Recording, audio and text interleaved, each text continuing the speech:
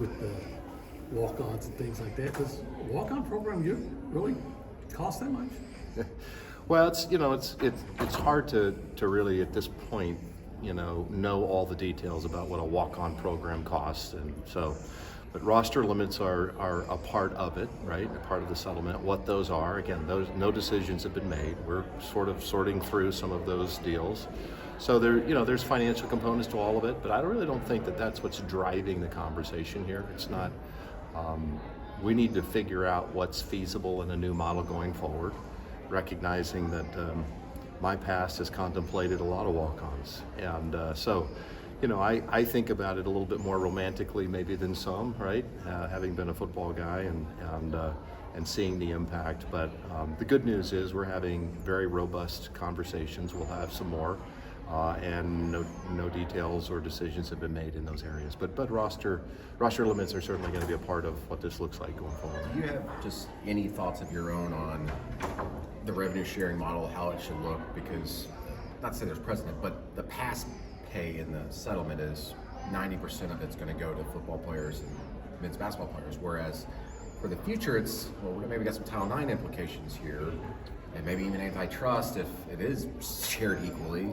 That's part of the challenge, right? That's part of the challenge and the details that we're trying to figure out is, I think, first of all, we can easily get ourselves bogged down and frustrated with all these details we don't have the answers to, right? Like, there's going to be time for that. The reality is we should, in a sense, be grateful that we've made the progress we've made. Like, we're actually here in meetings, in Destin, talking about a future model and how do we create it in a way that's sustainable long term. So yeah, there's a lot of nuance to it. Sure, there's some frustrations, and so we need to hear all those voices. We need to think through all that. We don't have a general, legal interpretation of what some of that ongoing stuff looks like. I will say, however, that from a football perspective, being that in my blood, it is a little bit hard for me romantically to think about reductions in an area that ultimately get distributed away from football. So we'll have to see where that goes. I think there will be solutions to it. It probably won't be a perfect system in the end, but I think good progress is being made. Do you have to rethink just the way you go about your business as an athletics department? I know you guys were making news a few weeks ago with the restructuring and everything, but in preparing for whatever might come with cost cuts and all that, how much have you prepared yourself for that? Mentally, I'm very prepared. In terms of the details and execution of what it might look like, we're not as prepared. But I will tell you that we all need to get ourselves prepared. From regents of institutions to presidents and chancellors and athletic directors, is that business as usual is over. This is a new model, and I will say, this has been a model that's been in place for over 100 years. So I can't honestly tell you with that we're prepared for it. But hoping that we can somehow find creative ways around and just maintain the status quo is not going to be the answer. It's going to be hard. It's going to be challenging.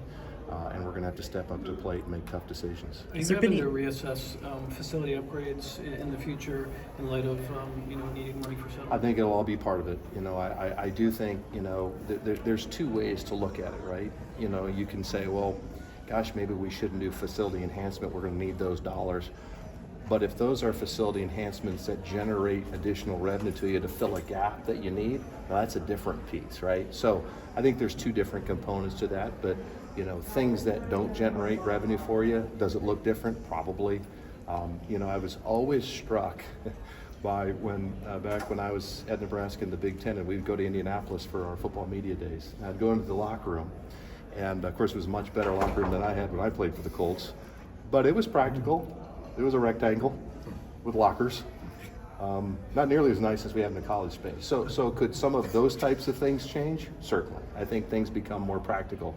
I think all capital projects now, at least from my perspective, need to be totally focused and centered around how do we generate more revenue, self-generated revenue, points of sales, all those types of things. And selfishly, from my perspective at Texas A&M, fortunately for us, we've already done that 10 years ago. And so A&M's in a pretty good position there. Is there been what is your relationship with Chris Del Conte? And are there some situations where you say, hey, we've got to work together on some things? Oh, absolutely. I have a great relationship with Chris. And Chris is a good guy, and we will. There will be things along the way here like state law There's going to be things that have to be adjusted and looked at, and so there'll be no acrimony between the two of us in those areas. Obviously, we want to do well against each other, but this is what makes college sports, right? It's regional rivalries. It's what builds the excitement, and when you have programs like Texas and Texas A&M in the same state this close together, it's going to be fantastic. So we're thrilled about it, and Chris will be a great partner, and we're looking forward to the rivalry. To that end, has there been any conversations about bringing collective in-house with some of those rule changes? And I know that would involve changes to the state law. Is there any conversations about repealing, changing? Because I know there's another year before that can happen. Yeah, well, we'll have to, we've had conversations about what does that look like and what is the process that we need to do. Haven't had a lot of conversations about bringing collectives in-house. I'm not sure about that. Again, that's all part of the details that are going to be part of the execution, right? It's always easy to come up with a solution and then the details happen. And let's just be honest with ourselves, guys. There's going to be unintended benefits of this, and there's going to be unintended consequences that we have not even thought about today. But I think you have to take the first step. You know, you take the first step, you start working towards what the execution look like, and we're going to learn stuff along the way, and we're going to have to adjust and adapt, and we're going to have to do tough stuff. It's going to look different, but in the end, it's going to be okay. We're going to be okay. Trev, isn't there an incredible dichotomy here in that you're going to have to spend all this money, but we're already having conversations with the coaches about losing walk-ons. Certain schools are going to have to make decisions by de-emphasizing or cutting sports. It just seems like a complicated, I guess. I don't know. It's very complicated. Dennis, basically what you're saying is, you know, we're not very good at running good businesses. I mean, let's just be honest. Right, and I'm raising my hand as one who's part of that, okay? Right. So we've just always had enough increasing revenue to overcome dumb expenses. I've said it 100 times, I'll say it again. We don't have a revenue problem in college athletics. We have an expense problem. And so does this reframe our thinking? Does it create some discipline? Heretofore, it hasn't. But, you know, based on this new reality, the flow of money is going to change. And it certainly is going to have an impact. What that is, I'm not sure. But we all still live in this incredible competitive space where we have very strong opinions from regents and donors and others who really like to win. Some of them, I like to win a lot. They like to win as much as me. So you still have those outside pressures that push in certain areas, but there's no doubt about it, the fundamental business of college athletics has been altered and changed forever. And I don't think that's necessarily a bad thing. It's just going to be different, and our ability to adjust and adapt will be critical. And it is true that historically we've not been very good at that. And so now we're going to be in a position to get to change our past behavior. Would you guess that changing that past behavior would include maybe changing how long coaches get contracts for, so you're not paying a guy like $9 million not to coach? I think that probably could be part of it too. But look, I mean, you know, that's going to require a level of discipline that, again, heretofore we've not done a very good job of. So. Again, there's X amount of dollars in the ecosystem. Some of it's being redirected. We essentially have a new expense category of $21.5 million annually that we haven't had previously. And by the way, that gets to be reframed every 3 years. So I think a lot of times we're just thinking, well, it's $21.5 million. It may not be $21.5 million in 3 years, right? There's also some inflationary pressures there that'll impact it. So this is an entirely new world. And tough decisions, tough cuts, things we haven't done previously are going to have to be contemplated. So every campus will sit down. I've already reached out to General Welsh. We've already had a meeting. You first define what your values and priorities are. What are we trying to do? You know, are we trying to stay as closely connected to the academic mission? Absolutely. Do we want to retain as many opportunities for young people as we can with all of our sports? 100%.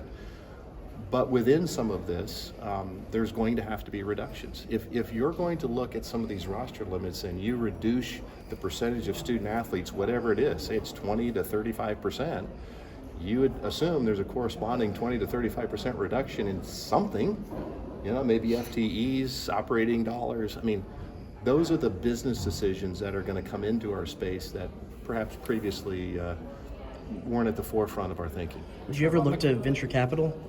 I know that's a little bit of a conversation. I've not had I've not had a lot of conversations, in that area, Travis. I know it's part of it. I think maybe some institutions will look at that. It's perhaps not the final solution that some want. I mean, it could be a short-term solution. There's some value to it anywhere to evaluate it, but at this point at Texas A&M, that's not been part of our conversation. It goes way too deep into the weeds here, but a year ago this time here, I know you weren't here, but the hot topic was... Yeah, you were in my office in Lincoln. I was. That's right. Sorry. But the hot topic here was like 8 or 9 SEC conference games for football, and that's been kind of booted down the road, but it's still got to be talked about. Yeah, in the next couple of years. What are your thoughts on that and how that changes things just for the conference itself going into an expanded playoff? Well, I think it's inevitable for everybody that, as you think about these finances, right? Like, look, how much are we paying some schools to come play us, right? And so it's inevitable that more conference games are coming rather than fewer. I mean, that's just a reality. But I think there's, again, a lot of unanswered questions at this point on what does the new college football playoff, entail? What are the dollars relative to our media deal? How does that increase? And so until there's more definitive answers around in those areas, I think it does make sense for us to remain where we are at 8. Let's find out how important strength of schedule is in the new model. What does that look like? How does the evaluation really happen? We need more answers before we jump in and make decisions like that. The Arkansas series, that's moving away from neutral site, right? So Yeah, I think I'm still getting information on all that. AC probably has more, but that was a definitive timeline and Correct. an This will be the agreement. last on the contract currently as it stands. Yeah, I just mentioned that just because of home revenue and all that stuff. in the game. Exactly. Let me just say this: we like playing home games at Kyle Field. Not only does it help us competitively, but from a revenue perspective, it's really critically important. And it is for everybody, right? So, we're going to be, life. It's real simple, right? I mean, even with your own finances. I have this conversation with my wife a lot. Honey, we have 2 simple choices: we either increase revenue or we cut expenses. And she keeps choosing to increase revenue. That's the simple. So I got a new job. Pretty good. That's the simple reality we're all living in now too. And we haven't had to do the expense reductions. This is not real hard to figure out. We're going to have to do some tough stuff. And so, we started laying the foundation at Texas A&M. Every one of our coaches, every one of our executive staff members, including this man, knows exactly, what revenue every one of our programs generate, what it looks like. And so, you have to create this business strategy within the reality of Title IX too. Yeah. And that's what the nuance that makes it more challenging. Any business would look at your uses and sources and go, well, we're going to get rid of every sport but football. Obviously that's not possible. And so, but are there ways we can rethink what we're spending in some of these other areas, retaining opportunities for young people? Maybe it looks a little bit different. Maybe in certain areas where we used to charter, we're now flying commercially. Where we're flying commercially, we're riding on a bus where we can. I mean, again, we can do it. Do you feel comfortable that if you walk into a room of all your student athletes on campus and you go, are you comfortable being able to say, we're not going to cut any sports here in the future? I don't know that anybody would be wise to make that announcement today. I really don't. I mean, I think I am getting the sense, and I don't want to speak for my colleagues, but I don't get the sense of any of my colleagues saying, okay, this will be great, we're just going to cut all these sports. I've been one of the few people that cut sports and I'm still standing. Yeah. It's not fun. Yeah. It's last resort, and certainly not something that we would want to do. UNO, right? Yeah. What do you recall from that as a learning experience, maybe for what you're about to have to face here? Well, they were in a dire financial situation where it was make draconian cuts or the whole thing was going down. So what we tried to do is we couldn't save it all, but we saved what we could. And it's a little bit different there where you've got one university system, 4 campuses, and so small state, 1.8 million people, trying to sort of differentiate experience from Lincoln there. So UNO had hockey, men's soccer, golf, men's swimming.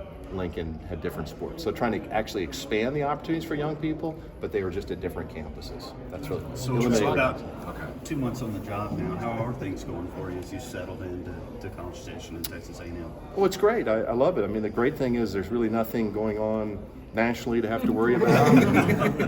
Life is pretty Nothing simple. locally, right? Nothing locally. I mean, no, it's to be honest with you, it's an exciting time. I think it's. I think we're going to look back. I mean, I'm a little jealous of student athletes, to be honest with you. I mean, think about them today. I mean, this is the life of a student athlete. Now, maybe not all of them, okay, but some is going to be at a level that's unprecedented. I mean, I couldn't believe that they paid for my school back in 1989. I mean, think about where we've come, right? So, I think the lawyers are going to be pretty happy. Sounds like They already are. Yeah, they are. So I think this is good. I think college sports has never been more popular. I mean, we were all remember way back when we were doing cost of attendance. Oh, this is Yeah. it. College sports is going down. Here. Yeah. Oh, was it here? Yeah. People lost their minds that Auburn players were getting $100 more than Alabama players in cost of attendance. I mean, we were people like you were pinned against walls. So I would just say we got a lot of work to do. We're not going to be perfect. We're probably going to have to fix things. We're going to learn some stuff. But in the end, we're going to emerge out of this. Our game's great, and we'll be fine. We're just going to have to adjust some things administratively. Tough decisions will have to be made with presidents and chancellors. There may have to be some athletic departments that aren't receiving institutional funds today that you might have to say, well, how important is this to our institution? Some institutions might say it's not that important. Others might say, well, the brand equity and the brand investment through athletics is critically important to us. We think there's a revenue line of institutional support.